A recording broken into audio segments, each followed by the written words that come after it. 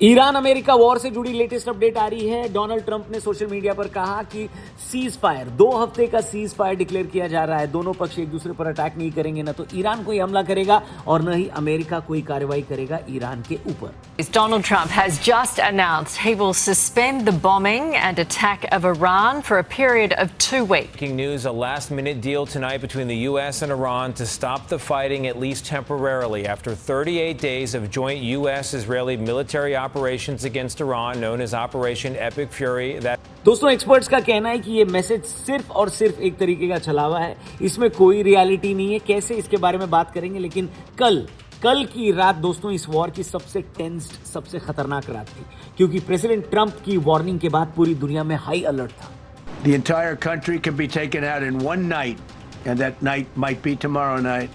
America ने धमकी दी थी कि वो ईरान को पूरी तरह तबाह कर देगा, स्टोन एज में भेज देगा। We're going to bring them back to the Stone Ages. हालांकि एक्सपर्ट्स का कहना है कि जितना अटैक ईरान पर हुआ है, ईरान ऑलरेडी सालों पीछे जा चुका है। लेकिन दूसरी तरफ बैकडोर चैनल से ईरान और अमेरिका में बातचीत की भी खबरें आ रही थी। लेकिन अमेरिका एक तरफ सीज फायर की बात कर रहा था, लेकिन आज अमेरिकन टाइम के हिसाब से 8 बजे तक उसने टाइम भी दिया, लेकिन 12.5 घंटे पहले ही खर्क आइलैंड पर हमला कर दिया ईरान के। बताया जा रहा है कि वहां 50 के करीब हमले हुए हैं और बिजली सप्लाई भी पूरे आइलैंड पे बंद कर दी गई है। ईरान पर हुए हमले के बाद अगर ईरान पलटवार करेगा, जो कि वो धमकी दे रहा है कि वो करेगा, तो खाड़ी के देश यानी अरब कंट्रीज में इंफ्रा का भयानक नुकसान होगा। अमेरिका ने अपने नागरिकों को अरब कंट्रीज के बड़े इंफ्रा से दूर रहने को कहा है। गल्फ देशों में भयंकर तनाव है क्योंकि ईरान की वार्निंग आई है। साथ ही इंडिया ने भी ईरान में रह रहे इंडियन नागरिकों को एक एडवाइजरी जारी करते हुए कहा है कि आप लोग जहां हैं वहीं रहें और सावधान रहें। लेकिन जहां एक तरफ ये सब कुछ चल रहा है, कहा जा रहा है यूनाइटेड नेशंस में भी एक बवाल हो चुका है। रशिया और चाइना ने मिलकर ईरान को सपोर्ट किया है, क्योंकि बहरीन चाहता था कि अगर ईरान स्ट्रेट ऑफ हॉर्मुज बंद करता है तो उसे जबरदस्ती खुलवाया जाए, भले लड़ना पड़े तो क्या हुआ। लेकिन रशिया और चाइना ने साफ मना कर दिया। उनका कहना है कि अब कोई भी देश ईरान पर सीधा दबाव या हमला इतनी आसानी से नहीं कर सकता। यानी कायदे से देखा जाए तो दुनिया 2 धड़ों में, 2 हिस्सों में बंट चुकी है, डिवाइड हो चुकी है। एक तरफ अमेरिका है तो दूसरी तरफ रशिया और चाइना। क्या सचमुच ईरान को पीछे से रशिया और चाइना का सपोर्ट मिल रहा है, तभी वो इस लड़ाई में अभी भी बना हुआ है? क्या लगता है आपको? मैं आपसे आपका ओपिनियन भी पूछ रहा हूं, और ऐसे सवाल हमने पूछे हमारे लेटेस्ट पॉडकास्ट में लकी बिस्ट के साथ, जो फॉर्मर स्पाई एंड एजेंट रहे हैं, स्नाइपर रहे हैं, और उनसे हमने धुरंधर 2 के बारे में बात की है, अननोन गनमैन के ऑपरेशन के बारे में बात की है, और साथ ही ईरान इजराइल अमेरिका वॉर पे भी बहुत सारी चर्चा हुई है। लिंक डिस्क्रिप्शन में पिन कमेंट में दिया है, जाकर हमारे TRP यानी द रौनक पॉडकास्ट चैनल पर इस पॉडकास्ट को जरूर देखना। फिलहाल वीडियो में आगे बढ़ते हैं। तो दोस्तों, एक तरफ जहां पर अमेरिका के बड़े हमले की बात की जा रही है, ईरान के टीवी चैनल में टाइमर लगाकर इसका इंतजार भी किया जा रहा है, वहीं ईरान से खतरनाक वीडियोस ऐसे भी आ रहे हैं जहां पर ईरान की जनता बड़ी संख्या में ह्यूमन चेन बनाकर सड़कों, ब्रिजेस और इंपॉर्टेंट इंफ्रा पर मार्च कर रही है और ट्रंप से कह रही है, एक मैसेज दे रही है कि हम मरने से नहीं डरते, अटैक करना है तो करो। ईरान के ऑफिशियल सोर्स ने भी कहा है कि अब कोई डिप्लोमेटिक चैनल ओपन ही नहीं है टॉक्स के लिए, यानी अब हो जाए तो हो जाए आर पार की लड़ाई। इसी के साथ खबर ये भी आ रही है कि तेहरान एयरपोर्ट पर जबरदस्त हमला हुआ है और तेहरान एयरपोर्ट में आग निकल रहा है, धुआं निकल रहा है। ब्रिटेन से B-52 अमेरिकी बॉम्बर ने भी उड़ान भरी है, जिसके बाद से ये कहा जा रहा है कि जब टाइमिंग का बोला था, ट्रंप ने अल्टीमेटम दिया था, तो उससे पहले ये उड़ान भरने की क्या मतलब है? तो दोस्तों, इतना सब कुछ चल ही रहा था, दुनिया बड़ी तबाही एक्सपेक्ट कर रही थी, लेकिन लेट नाइट डोनाल्ड ट्रंप का एक सोशल मीडिया पोस्ट आता है। ट्रंप ने इस पोस्ट में कहा कि दोनों तरफ से सीज फायर होगा। ऐसा करने के पीछे उन्होंने कारण बताया कि अमेरिका ने अपने सारे मिलिट्री ऑब्जेक्टिव्स को पहले ही पूरा कर लिया है। ईरान की तरफ से हमें 10 पॉइंटर्स प्रपोजल भी प्राप्त हुआ है, उसके ऊपर हम लोग सोचेंगे। अमेरिका और ईरान के बीच पहले से ही बहुत सारे मुद्दों पर सहमति बन चुकी है। ये बोला ट्रंप ने अपने सोशल मीडिया पोस्ट पे। बताइए। बिल्कुल दोस्तों, अगर आप इस पोस्ट को ध्यान से देखेंगे तो आप पाएंगे कि कैसे ट्रंप खुद को ही कॉन्ट्राडिक्ट कर रहे हैं। एक तरफ वो ये बोल रहे हैं कि हमने अपना मिलिट्री ऑब्जेक्टिव ऑलरेडी अचीव कर लिया। अच्छा, अगर ऐसा है तो फिर आप ईरान पर बड़ा अटैक करने की धमकी क्यों दे रहे हो? उनको चारों तरफ से क्यों घेर रहे हो? बताओ। दूसरा, ईरान की 10 शर्तें जिसकी बात ट्रंप ने बोला। दोस्तों, अगर आप वो शर्तें देखेंगे तो आपकी हंसी छूट जाएगी, मैं बता रहा हूं आपको, क्योंकि ईरान ने क्लियरली जो 10 पॉइंटर्स दिए हैं, वो जाकर आप पढ़ सकते हैं, स्क्रीन पर वो पॉइंटर्स दिख रहे हैं आपको। लेकिन जो इंपॉर्टेंट पॉइंट है इन 10 में से, सबसे पहला ईरान का ये कहना कि स्ट्रेट ऑफ हॉर्मुज पर हमारा कंट्रोल जारी रहेगा। भाई ट्रम्प, सारी लड़ाई ही इसको स्ट्रेट ऑफ हॉर्मुज को छुड़वाने की थी। जब ईरान कह रहा है कि हमारा कंट्रोल जारी रहेगा, तो ये कैसी बातचीत हुई, ये कैसा सीज फायर हुआ, फिर आपके अटैक करने का कोई सेंस ही नहीं बना।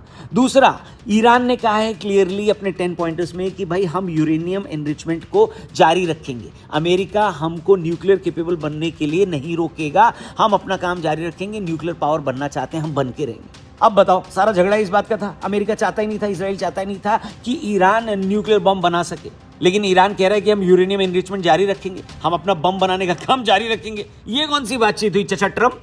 बाकी उन्होंने कहा कि हम पर से सारे प्राइमरी और सेकेंडरी सैंक्शंस आप हटाइए। ईरान को मुआवजे की भी मांग है। ईरान ने बोला कि भाई हमको कॉम्पेंसेशन भी चाहिए, आपने जो तोड़फोड़ तबाही मचाई है उसका हमको पैसा दो। और सभी मोर्चों पर, ईरान का एक और कंडीशन इंपॉर्टेंट है, सभी मोर्चों पर वॉर, युद्ध को समाप्त करो, लेबनान का इस्लामिक रेजिस्टेंस के खिलाफ जो कार्रवाई है उसको भी आप बंद करो। यानी एक तरीके से ईरान ने अमेरिका को चारों तरफ से घेरा है और अपने 10 पॉइंटर्स देकर अमेरिका के मुंह पे, ट्रंप के मुंह पे ही एक बोलती उनकी बंद कर दी कि भाई साहब, जिन चीज़ों को आप रिजॉल्व करने की बात कर रहे हैं वो तो हम अभी मांग कर रहे हैं, और अगर आप नहीं मांगोगे तो हम जब तक तोड़ेंगे नहीं तब तक छोड़ेंगे नहीं, ये बोला है ईरान ने। इसलिए सोचकर देखिए दोस्तों, अमेरिका एक तरफ कह रहा है कि वो जीत गया है, लेकिन ईरान कह रहा है कि मेरी शर्तें मानो वरना कॉन्फ्लिक्ट जारी रहेगी।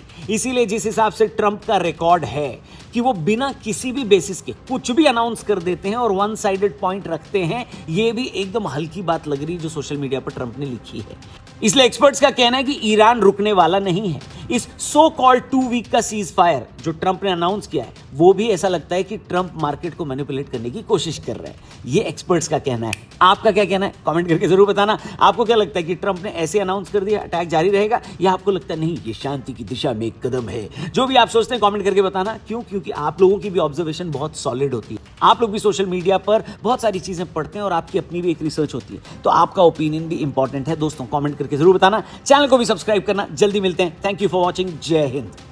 घर की याद नहीं आई तुझे लक्की? ये अननोन गनमैन और कितनों को मारने वाला है अभी? एक भी ऐसा दुश्मन जिसने इंडिया को थ्रेट देने की कोशिश करी, वो जब तक एक भी जिंदा है, तो हिंदुस्तान ने एक वादा किया है सर। हिंदुस्तान ने ये बोला है कि तुम दुनिया में कहीं भी रहो, तुम अपनी कुदरती मौत नहीं मरोगे। सो अननोन गनमैन आपका है या आपने वहां से भी हायर किया हुआ है?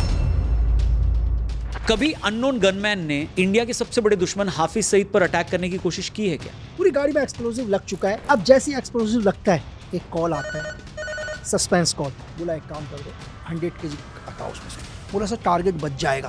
बोला नहीं, आज इसको वो मौत दिखाओ कि ये जीवन में कभी भी हिंदुस्तान के अगेंस्ट बोलने की हिम्मत ना करे। अच्छा, मेजर इकबाल को धुरंधर मूवी में घंटे का मेजर इकबाल भी बोला गया है। ये बंदा असली में भी वैसा ही था क्या जैसा दिखाया? आपने कभी आदमी की खाल को निकलते हुए देखा, ऐसे करके छीलते हुए? मेरे पास एक वीडियो थी, उस वीडियो के अंदर पता है क्या कर रहे हैं? चापर से आदमी की खाल को ऐसे निकाल रहे हैं जैसे हम लोग लौकी नहीं छीलते हैं, कद्दू अद्दू। जिंदा आदमी का। आपने एक बार बोला कि दुनिया में कोई भी वॉर कहीं भी हो, ये 4 औरतें हैं जो इस वॉर के लिए जिम्मेदार हैं। कौन है वो 4 औरतें?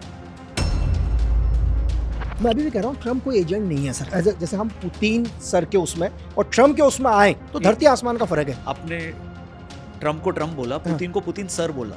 ये क्या है? नहीं सर देखो, आपकी सबसे वर्ल्ड मीडिया को कौन मैनेज करता है? दुनिया की सारी मीडिया को एक जगह बुलाया गया था और पूरी दुनिया की मीडिया को बुलाया था क्या लिखना है। किसने बुलाया?